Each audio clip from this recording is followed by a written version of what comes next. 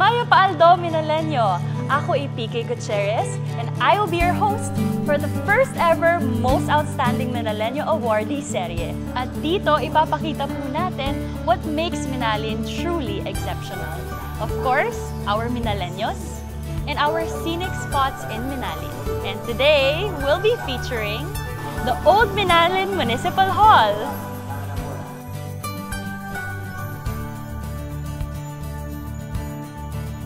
Surviving multiple calamities like floods and the Mount Pinatubo volcanic eruption in 1991, our old municipal hall still stands proudly.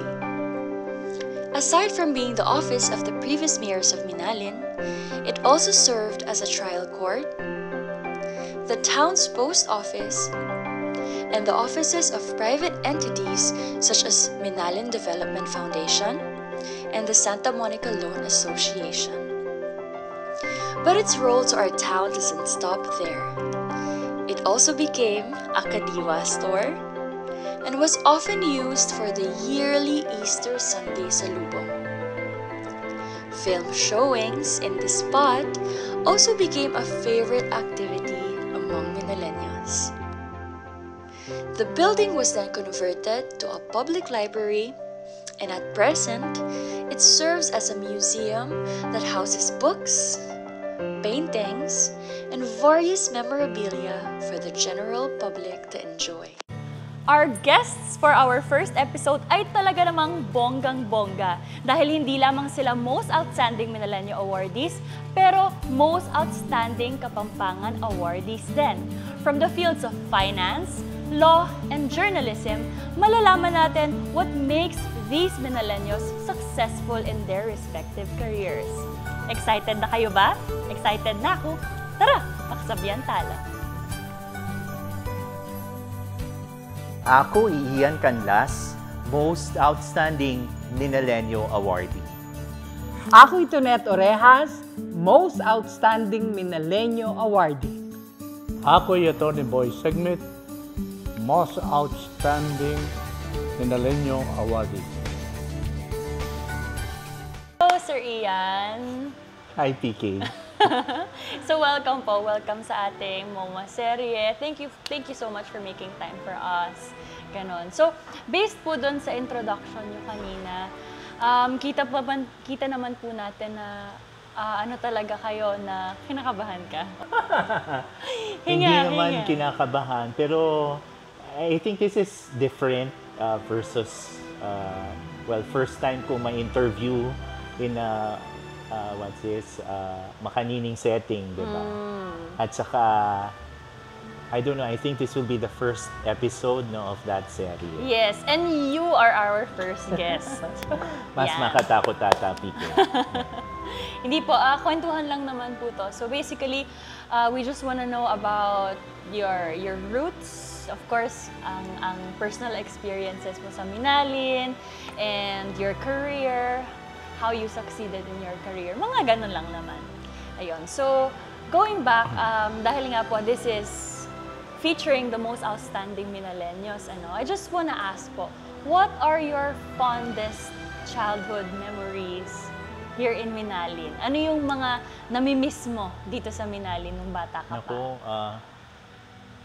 dakal, diba? So when I say fondest, well, I consider something memorable, diba? It may be positive or negative, but I'd like to concentrate more on my experiences that really helped me to where I am at the moment. PK, I think we are of the same barrio, taga Santa Rita ko, although my roots, they are from Santo Rosario, diba? So all my life, elementary, high school days, even nursery, sabi ko sana nursery rhymes. Kenny ko Minalin, Medagol. I'm proud to say that I am actually a son, anak ko pong mestra. Both of my parents are really teachers. So fondest memory, siguro growing up, though I think this is not so fun to others. Valuing education, I think that's really important on my end. Teachers that I would always think especially, like for example, if we have periodical exams or quizzes, di ba? Really serious about it, and I think that it's something that I must prepare always. Education-wise, that's it. No, outside of that, no, of course, I have some friends here in Manalin. Once in my life, I've been an active member of a lot of church organizations, speaking. Opo, magkasama po tayo. Wapin. Sa Knights and Maidens Choir. Yes, pero kasama ako dun sa group na nagli-lip sync, I think. But as we grow, as we progress, sisikanta mo lube, diba? So those are fond memories, no? And then also, experiences that helped me grow as a person, I consider them important also.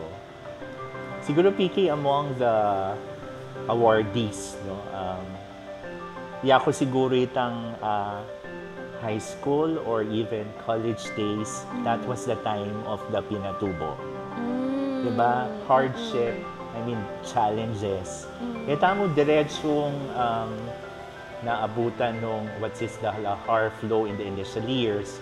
But after so many years, di ba, doon pumasok dito yung tubig. No? So you could just imagine, PK, no, a lot of Christmases, no? Ating kondanum kimbale. Ilang a lot taon of things. po kayo nun? Hemo na kukutang, pero I think I was second year college, no, going to third or fourth year, I think. So those were the years. So I think I consider those years, no, as very memorable. They are memorable but not so fun, but something that really helped me push me through, no? Challenged me a lot. So janti ko pa mo kanta.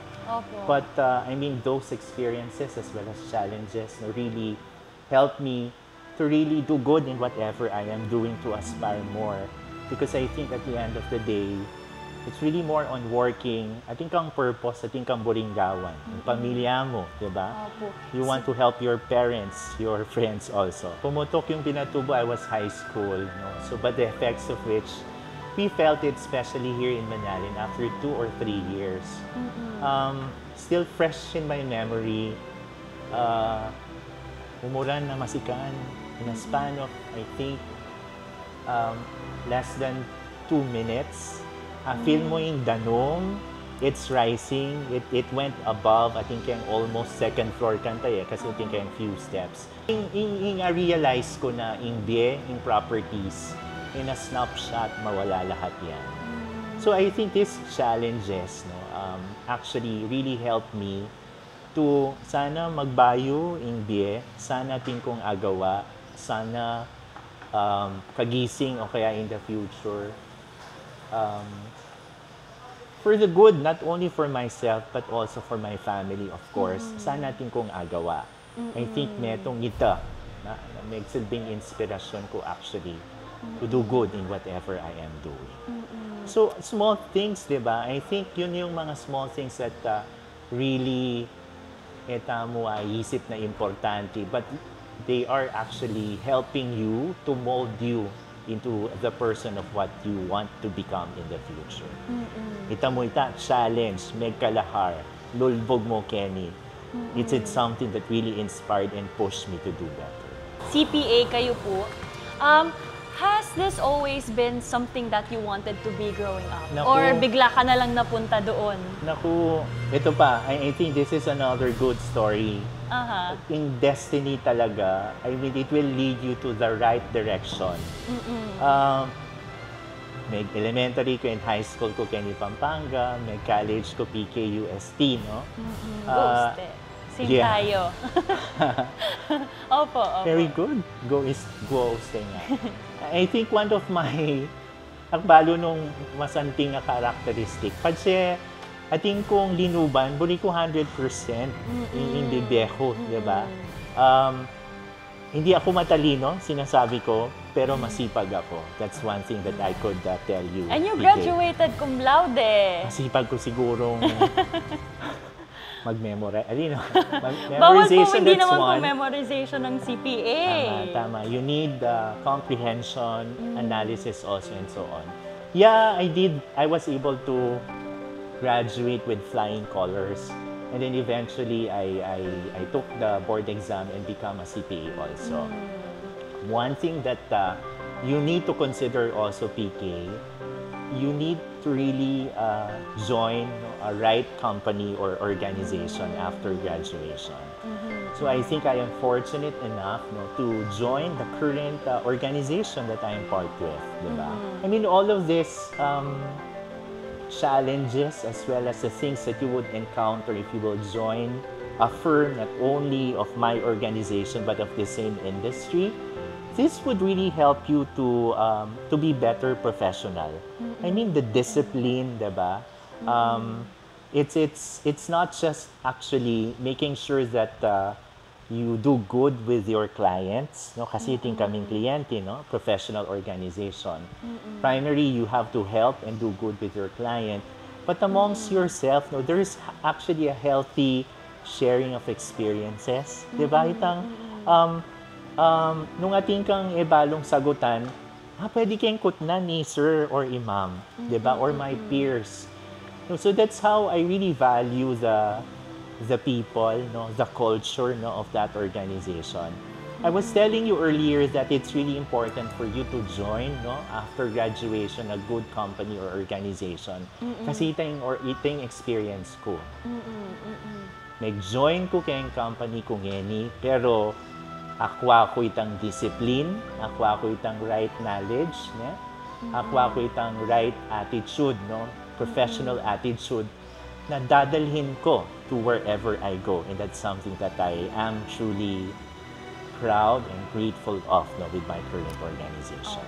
All right. In line with that, I just want to ask you, ano po ang, kung masasabi nating tatlong main ingredients na masasabi niyo siguro, why you are the way that you are in terms of your career? Bakit naging successful kayo? Ano po kaya yung mga 3 main ingredients na hindi mawawala kay Ian Canlas? Tatlo lang. Tatlo po, tatlong main, yung pinaka-main. You know what? Really, the first, no, is education. I always go back to education. Kasi that's the foundation of everything. Like, bayo ko milob king metong kumpanya, yung initial assessment da, diba? Yung credentials mo as a student. Number 2 also, siguro joining as a good organization, I explained ko na din, diba? Having a good mentor, role model, no, in your profession, I think that's really important also. Ating kang kutnan or mag-guide kaya ka, PK, kayang direction no nanong buri mo, diba? There are instances, many times in the past na nakubisa na akong mag-resign because I have opportunities to join other private organization, diba? Listed, conglomerates and so on. Dakal offers kasi nung kasama ka sa consulting firm.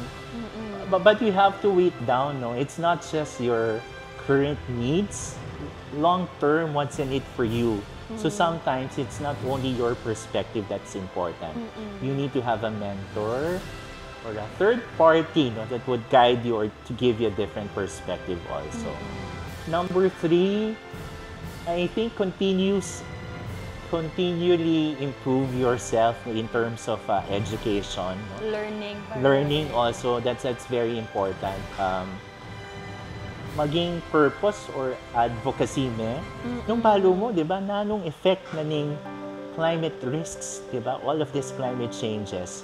So those are, I think, are continuing learnings and education as sabi mo na important to help you also grow as an individual.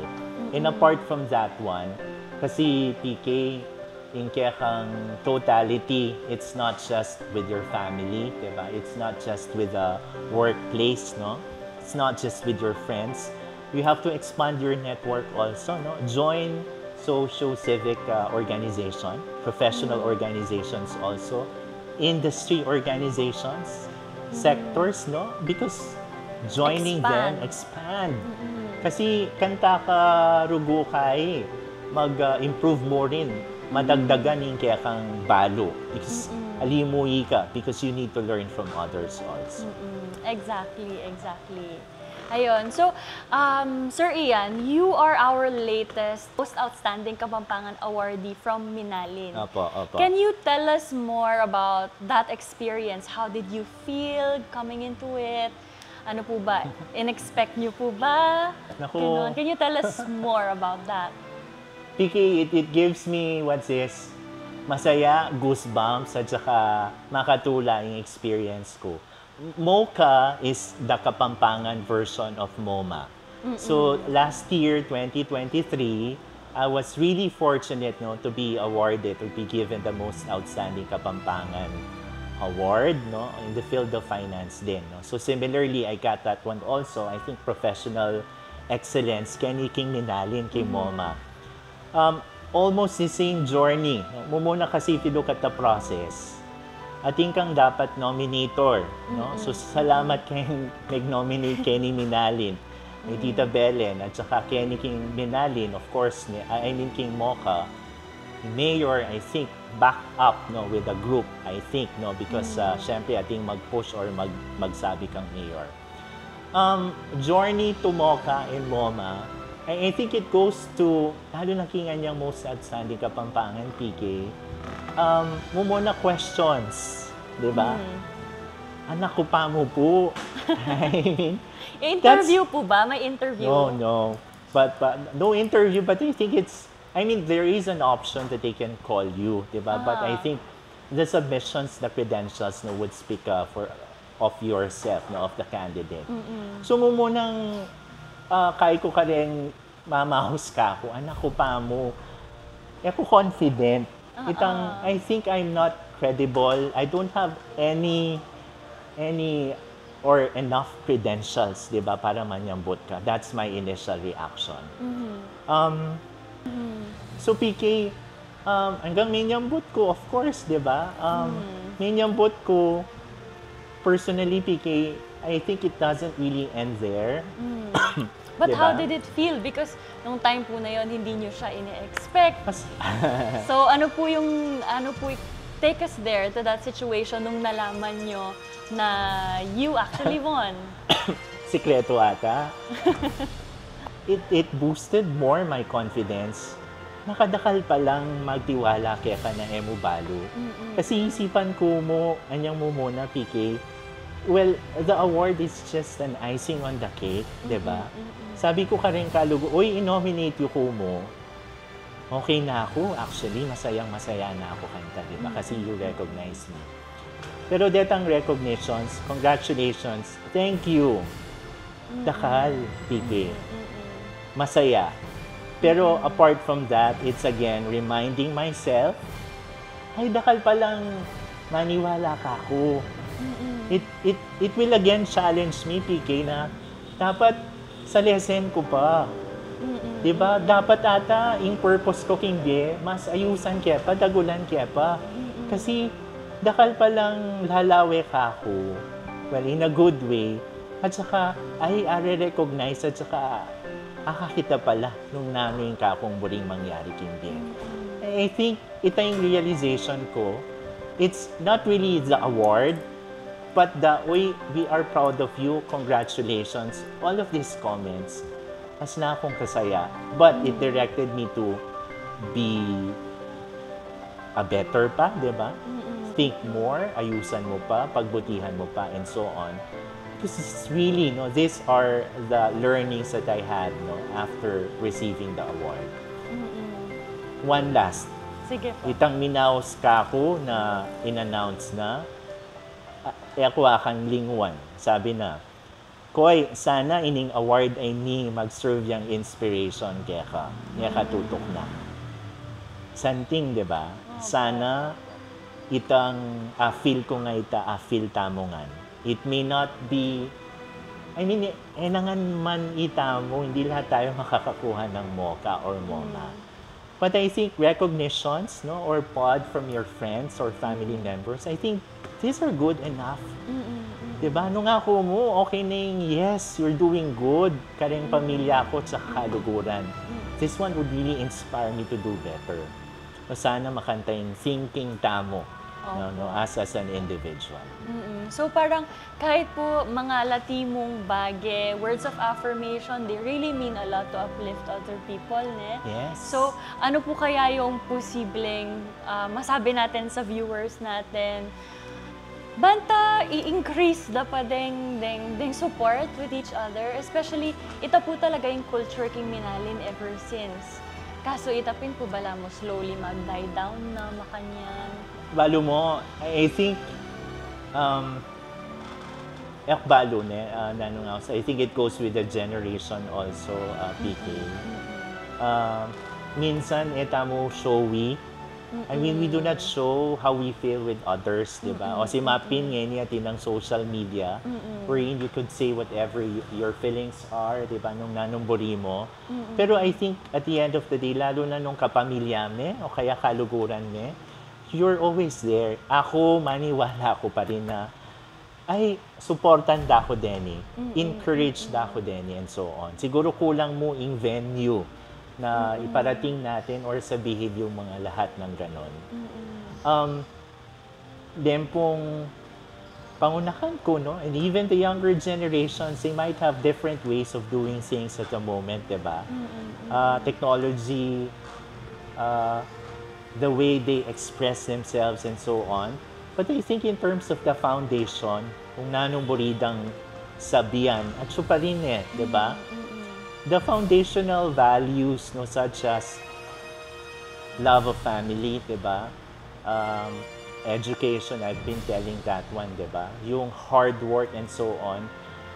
I think these are all in us, no? Burita mo mong ilwal ka rin kayanakan o kaya sa ibang mga tao.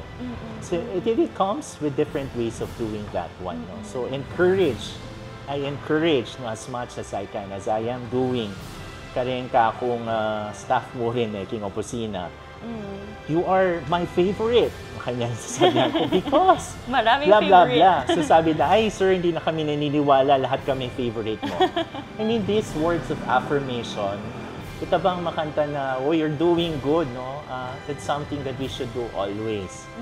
Sasabihan ko, kaya kayo, it really worked. Kaya ka, especially, di ba? It really encourages, and it's a positive attitude that we could always share with others. And balo mo yung effect na Nita, masaya ka as the one delivering that very good. Pero itang recipient, di ba, mas kaya. Ay, very good ko pala. I'll do better next time. Opo. Yun po. So, ang theme po kasi natin for this first episode ay aspirations. So, I just wanna ask you, what does aspiration mean for you? And ano po ang message nyo sa mga viewers natin, young and old, about aspirations? Ano yung kapampangan na ng aspiration, PK? Ano yan? Nita mo balo, di ba? Aspiration. Bisa akong maging makanini in the future, kawan ko pa rin yung dapat banta ma-achieve ko yan. Pero dapat itang values ko at so pa rin kako. And definitely, sabi ko Pin, if I want something, results-oriented tamo rin dapat, diba? It's not just an idea, it's not just a dream. You have to do something to achieve those ideas and dreams also. I agree. I would continually aspire to be a better person, to be a better son, sister, and friends to everyone, or colleagues, to professionals also. Because I think that would help me grow as an individual and professional also. So, ito yung importansya ng aspiration ka ako, PK. Tutupin po, kasi I mentioned you rin before, na atin talagang challenges na nagpatatag sa inyo, kumbaga. So basically, bala mo po kay tree. Keep on growing, but then keep your roots on the ground. Correct. Parang ganyan. Yun po ang story ni Sir Ian Canlas. Thank you so much po, Sir Ian, for being here with us. Thank you for making time. For sure po, nakala rin ma-inspire ka rin kay katamang viewers, ang Minalenyo. So, tapo, thank you so much. Hello po, Hello, Maya Paaldo. Hello, Miss PK. Tonet? Yeah.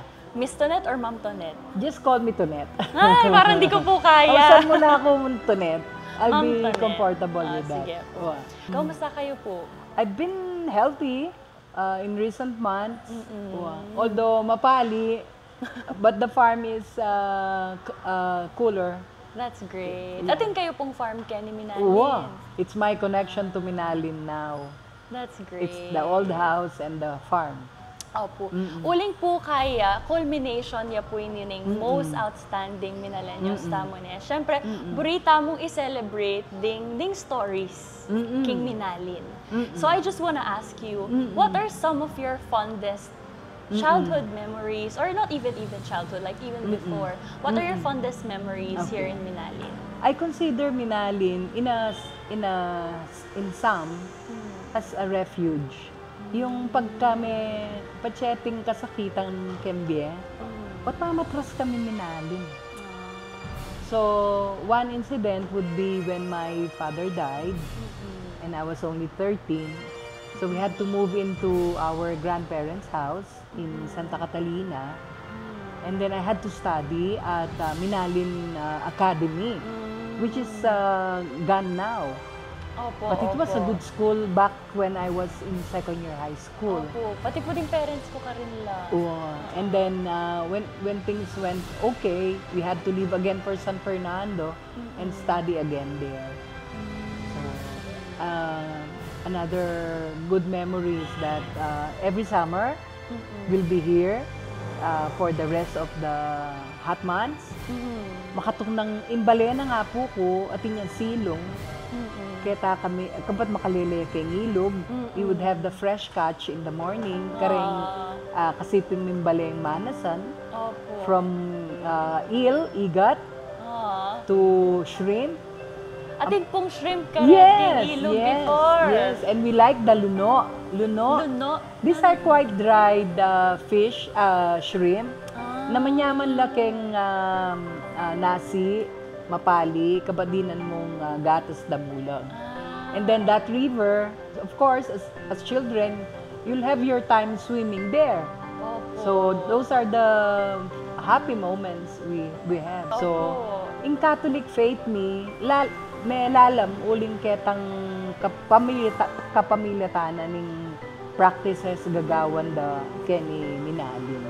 And then the environment was nurturing. You have the river, you have the farms. Okay. So anyang mag-adult na ako, adulting arapin. So I decided to revive the farm in Santa Catalina. Pero ita pong farm ay ita, kay kayo na po anyang anak kayo pa. Half of the farm went to Apoloding, half of the farm went to Bapangarding. So, ipit nalo, iyang kinultivate nitang share ng ma. Kaliwa rin po talaga yung effect ng culture, ng faith. Nung makanano tamo, maging as an individual, as a person, makanyan. So, makamiss din po dito. River, makanyan. But I'll tell you, no, if you compare Minalin to other towns, it's very, very small. Yes. In terms of population, you only have about 50 plus people. And then, geographical area, U-shape ya pa, itang kapit na, at suketa sumangid. Totoo po. But, you know, it's very deeply religious. So, kabandaragul ka, ma-expose ka.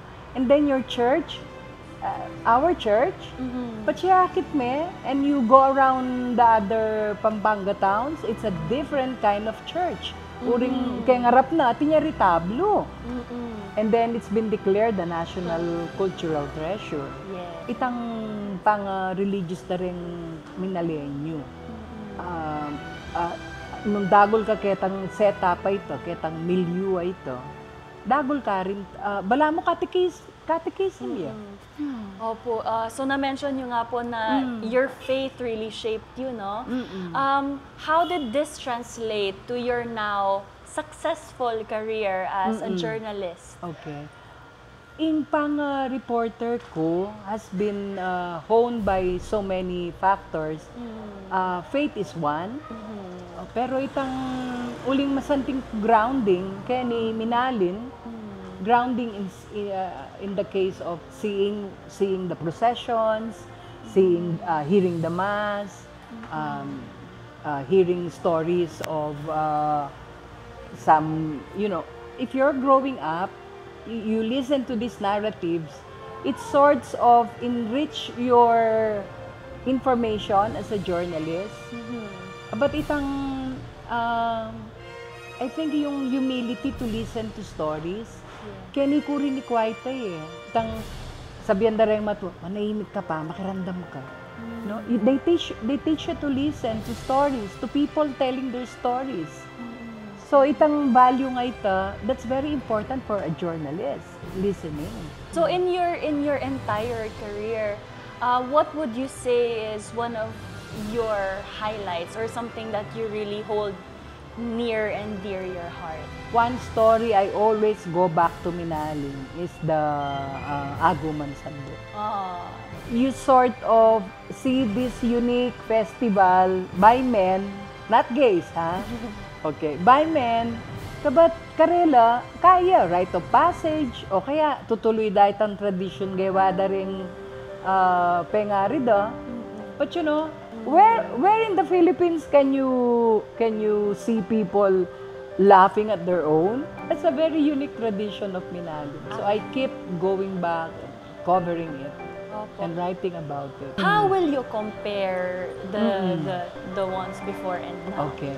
Ingang Guman Sandok, disnang ko, anyang ikoya kong Ronald, anak-anak la. Anyang karikoya ko Ronald, talagang nung what do you call this?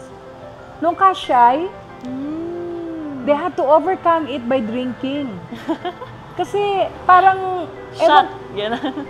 mag-shot la pa. Bayod dagawan itang pamamiblas babae, pa mag-makeup. I don't know why they had to do that. Siguro yung machismo, malakas nun, hindi pa sila gender-friendly. Opo. Compared to the younger ones now, they're more confident. Even if they wear, imagine macho, nung karakala hair all over their body.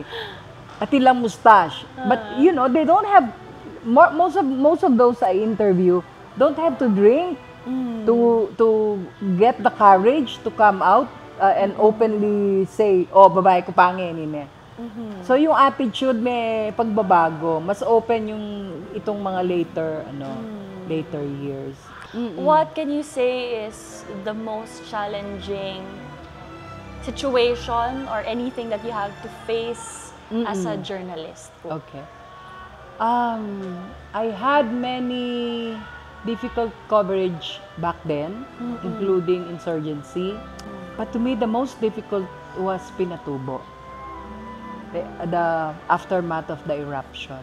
Reporting on that story was difficult because you have two sides. I was monitoring taas, I was monitoring baba. Tapos nag-aaway ang mga volcanologists, nag-aaway ang mga military. So who do you listen to? Okay? So you have to establish a better way of getting the data. So how did you go about it? Paano niyo po na-solve yun? How did you feel going through it? I had to detach, and then once I get the data through radio, the two-way radio, because mobile phones were not available. I mean, the signals which we have right now, di ba? Meron, wala naman doon. So, pagdating ko sa baba, I had to, write the story in an objective manner. What really happened? And then you'll see a lot of brave stories of parents getting their children out of harm's way, of the Aitas trusting that their mountain god Apo na Malyari will save them. All these things, and then the efforts, the heroic efforts of those people in the public works and other government agencies. Andun lahat, ipagsasama-samahin mo. Masakit po talaga, easy, no? So, to just close it, to just close the interview, what made you still pursue this field despite the challenges that comes with it, dangers even? Ingobra kasi ngayon ating niyang truth-telling. In truth-telling, if you cannot tell the truth, you cannot spread respect. You cannot spread equality. You cannot have progress without truth. So I still write to contribute my part in community building. That's when I'm happiest most, when I'm able to get the stories from the people and put them in a narrative for a story. So, respeto sa katotohanan. Respeto at katotohanan ay nagbubunga ng respeto. Opo, tama. Welcome po, Attorney Boy. We're really happy that you're here. Thank you so much for making time for us. Dami niyo pong achievement, sobra nakakalula, adapin, sobrang dakal achievements. Now, we wanna know po, tao kayo po talaga minalin, eh? We wanna know, what are some of your fondest childhood memories kay King Minalin? Itang elementary, huling Imbalemi, Makasiping Elementary School. Santo Rosario po. Santo Rosario, kani ko mayaring elementary. After that, high school, Pampanga High School. Yung fond memories, yung elementary ko,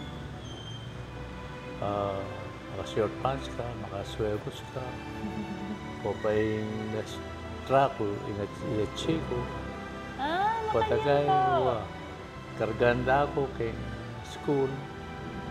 Kanita kasi, we are 11 in the family. Wow! Akong 9th, akong junior, bibibira ako eh. Kasi wife na mo. Amin tayong gender ko. Kaya lungog ko, na-makeup na ako, high school na ako. Ay, pipibrasan na ako. Then high school. Then, I graduated. Kanita kasi, alang exam eh. Basta payat ko, ay abot may kay limong balugbog. Nalapit na. At siya extend may ini. Malyan na mag-grade 1. So, I was young. Then, I graduated in high school at the age of 15. Very young. Yeah. Yes. Yan ang mag-college ko. 6 years pa yung law kanita. Yung alang in pre-law, 2 years. Associate in Arts. So, I finished it at the age of 21. Yung kaya mag-bar ko. Luckily, may pasar ko king bar examination. I was 22, 23. Very young. So, I started practice. Since then, continuously, up to the present time. No, non-stop. Kayo po talaga, humble beginnings po talaga. In fact, sabi ko, ining lugar ini, museum. This is the old municipal building. Adat na yun po This nang kaya niyang may pasar ko at yung kaya yung yapin ng old municipality ini, iniluluklukan tangay ini, yapin ng Court of Justice. Kanya niyang may pasar ko, kimbali, lumakad ko mo, kabarong ko, lalakad ko kendalan, pati kayo magbista ko. I remember a judge, Felipe Tuason. I appeared before him. The first case I handled, kanyang ranking HMD. So, from there, sindo ko yung practice ko. Passion ko talaga yun. Aluguran ko niya agyan pang ating offer para government position. I declined it. Yung kaluguran kay practice of law. Kaluluya mo yung balenta mo, pero maganakala rin tao. In my several years of practice, kapag marago ko, titak lang dili rin asunto. Alalto, kaya Minalin. At saka, naging policy ko na gustong Minalin niya, nilalaban lang rin tao Minalin. Nung ako i-reglo ko lang. Tapos sa lesen ko lang, itang buritan lang kayo metong patakay mo, ay metong ka na ako, huling masagit itang ating asunto. So kay po ne, values po talaga. At the end of the day, value of humanity, value God, becoming God-fearing. Kasi at the end of the day, if we love God, we love our neighbors. Yes. So bala mo ita po yung ikit ko king storya yun eh. Aduaypan district in Pampanga, yung second district, rin nga naman undang Bebe-Ilog. Yung first district, Angeles, we were 7 kon-kon. First district, Minuna, President Macapagal. Di kami ngatlo. Ako, Yaw, oy Mutok, Ambassador Mutok. Alay ko inisip na maging mahalal kong delegado.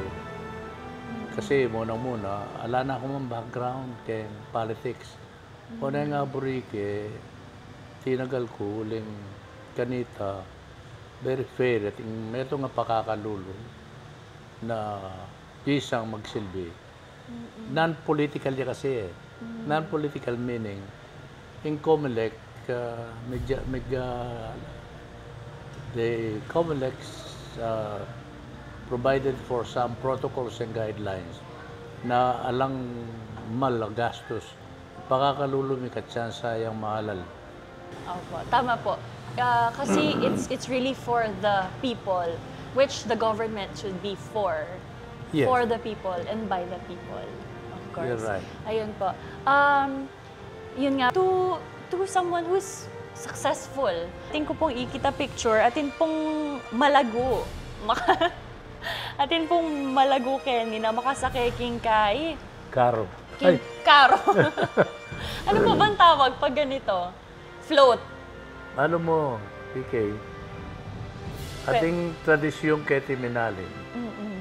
Deng lalaki, gustong bayang banwa, biblasan dong babae. So, ining picture ay ni, anyang may elect kong delegate in 1972. Big request lang mayor, foreign kapitan, na biblasan da akong reyna. So, yun ang babae nga kagad mo ngayon. Okay. Yan. Ako yan. Ako. Pilan kayo pong banwa kanyan? 28. Mga 28 po, Wow. makanyan. How was the experience? Did you enjoy it? Well, I was embarrassed in a way. Embarrassed ko. Marine ko. Pero alang-alang, king balen. Nag-enjoy na ako man. Pero I would like to make a special mention. Yan ang makalto consorti. Yan ang consorti ko, pag marabol na ng minalin, he is known all over the country.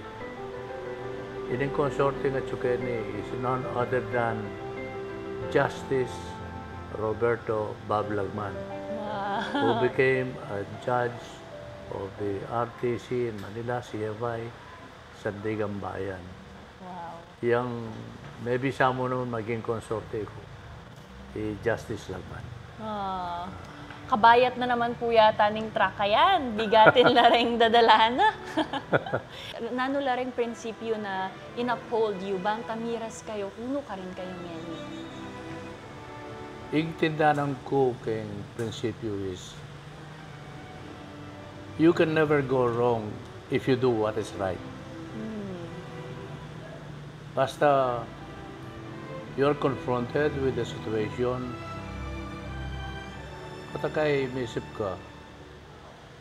At tandaan kayo sinabi ng mako eh, gusto nga temptation, anak, kaya mo ito, anak. Talanga ka, anak. Lumaway ka kimbanway, anak. Eka malili, anak. Karin, anak, ayisip mo nung naning gustuhan. Tsaka itang share ko mo, karen. Kaya na kanyan eh, do not be discouraged. Yung kakaluluan ay hindrance para makapagharap ka. Yung kakaluluan dapat maging challenge siya. Eka milalako keng agam-agam, eka milalako kakawani keng paninap. Eko pikarine, keng kakaluluan mi, iya akong magaten keng kanakong personal needs. Iya ako, potangkay kanita, nangkay kumana akong exam. Kulang ako pa may mind matricula. Wala akong permit. Pati kaya makisabi ko. Makanyan, dalanan mo nga nangyagan trials. You will pass through a journey. Patangkay ka at saka mag-focus ka. Mag-focus ka kitangkay kang paninap. Eka, dakala challenges, dakala kasakitan. Pero nung ika talagang buri mo kaya sarili mo, akwa mo itangkay kang paninap. Akwa mo. So yun nga po. So ano po talaga, never stop learning no matter what age and never stop kahit na may difficulties. Yes, and do not think what you have achieved. Because what you have achieved is already past. Continue looking forward. Tama po. So always have a goal, never stop learning, and always have something to look forward to. Yes, yes. Yan po. So thank you so much po, Attorney Boy. Yes. It was Thank you. lovely having you here. Maraming salamat po for taking time to be with us. For sure po, ma-inspire la rin kay katamang viewers. Thank you so much Thank po. you. Pleasure. Thank you so much. It's our pleasure. Maraming salamat po. Siyempre, hindi tayo papayag na puro interview lang. We'll also be challenging our MoMA awardees for today. At ang game po natin ngayon ay tinatawag na Hanapin at Buuin. Yan. So basically, ang gagawin po natin ay bibigyan po namin kayo ng 5 minutes. At meron po tayong mga clues na nakakalat sa ating museum. Hanapin niyo po yung clues. Tapos bubuuin niyo po yung phrase na ibibigay natin given the clues. Yan. So, Tagalog, secret! or Spanish. Tagalog ako sa mga... French. 5 minutes po. 5 minutes. Oh. Kaya daw po ni Attorney Boy ng less than... Alright, are we ready? Yes, yes. Ready? Of course. Alright, let's go! Napapalapit nito ang dalawang taong magkalayo nang hindi umaalis sa kinatatayuan nito. Anong item ito? Cellphone? Telepono?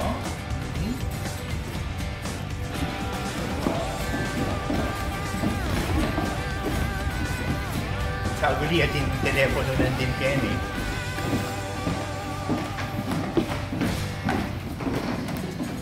Piece of paper yung hinahanap, di ba? Yes. Can be anywhere, under, on top. Mm. Ayan. Napapalapit nito ng dalawang tao ang kalayo nang hindi umaalis sa kinatatayuan nito. Galingan ninyo.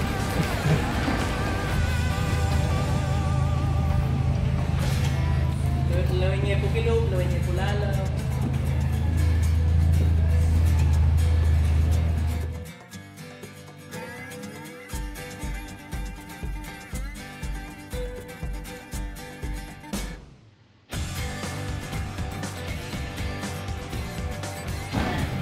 Masakit na rin piyalo ngayon. Napapalapit nito ang dalawang taong magkalayo na hindi umaalis sa kinatatayuan nito. It must be a telephone. Telephone. Okay. Ang daming phone! May paper po dyan, pwede sa Ano ba ilalim, naman pwede ang sa loob. ilalim? Sa loob, sa ilalim. Pwede po sa ilalim, pwede sa loob. Okay. Ang daming naipong telepono ng minalin. Ang ganda. Paano gusto mo? Pwede rin po sa loob. Meron siyang... Wala. Okay. Ito Ay, na kasante. bubuksan. Sa loob. Oh, wala. Alam po sa loob doon? Tingin-tingin. Tingin po. Balik po kayo doon, ma'am. Tingin-tingin. To. Hindi po, doon sa second phone. Let's see. Ayun! Nakatayo siya eh. What do you call the answer to a subtraction equation? Dapat ba locating subtraction? The answer is padse addition, sum, any difference. Yes, correct. So that's your first Excellent. word. Hahabulin ka nito kapag hindi mo ito ginamit sa iyong busot na pananamit.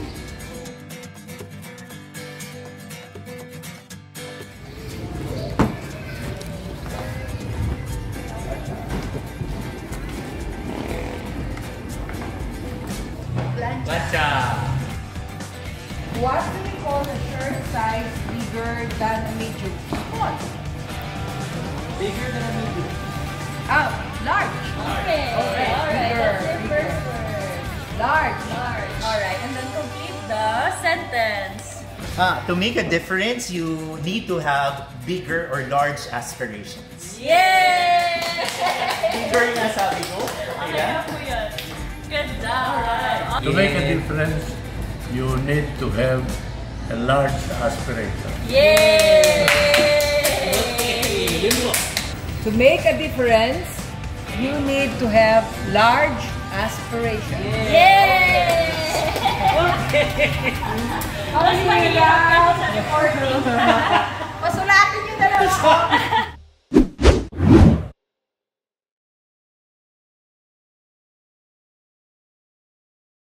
And our challenge winner is Sir Ian Canlas!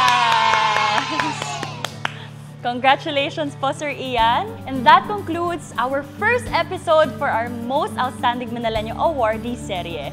Diba? Bonggang-bongga ang ating guests. At totoo naman na iba talaga ang nagagawa ng growth, perseverance, aspirations, at syempre sticking to your roots, which is Minalin. Pero, hindi pa po dyan nagtatapos ang lahat dahil sa susunod na episode, bongga din ang ating guests. Meron po tayong 4 na Mariang Minalenyang makakasama. Here's a sneak peek.